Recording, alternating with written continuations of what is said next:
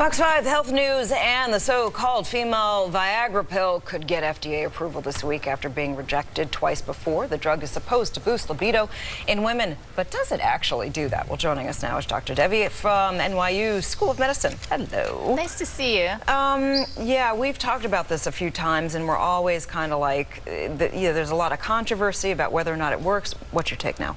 Sure. So, well, we're calling it the female Viagra, but it works a little bit differently than Viagra. Right. It's not really about performance, so the women have to take it every single day, and the idea is that their desire would increase. Now, when you look at the trials, the scientific research, it looks like their desire does increase. They report being more satisfied, overall, less distress, and they have more satisfying events, sexual events.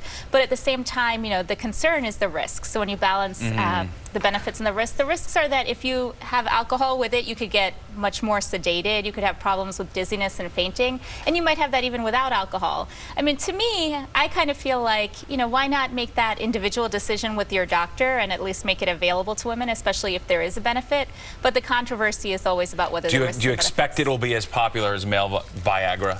I don't think it'll be as popular because the benefits are not supposed to be, as good. But at the same time, I think it would be a step in the right direction, because if you look at the history, over 24 drugs have been approved for male sexual dysfunction, right? And for women in this same situation, none have been approved. So if you look at pharmaceutical companies, if you're an investor trying to put money into something, why would you want to invest in something that constantly gets rejected, right? You put your efforts into male drugs. Yeah.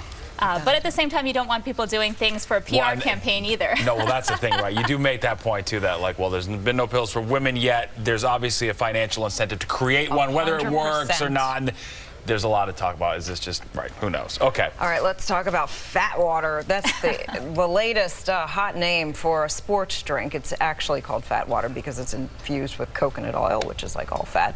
The company says that the combination is supposed to give you an energy and metabolism boost.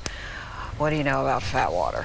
I mean, not to come out too strongly against something, but I can't see any real scientific basis for this. I mean, water is healthy, right? We need water. Fat also in small quantities helps us. It helps our brain to function. It helps us with other things like even our skin's moisture.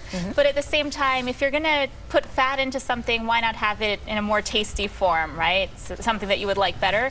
In this case, you're just getting extra calories and fat and then thinking that you're healthy, but the calories can actually turn into fat in your body. Right. We tend to go nuts with all these things we need at the gym to make it feel like we got a lot out of our workout. So we actually did just get a statement recently from Bulletproof, the company that makes fat water, to ask them about the claims they're making concerning it. They did not get back to us. Oh, actually, they did not get back to us with a response. So we tried, though.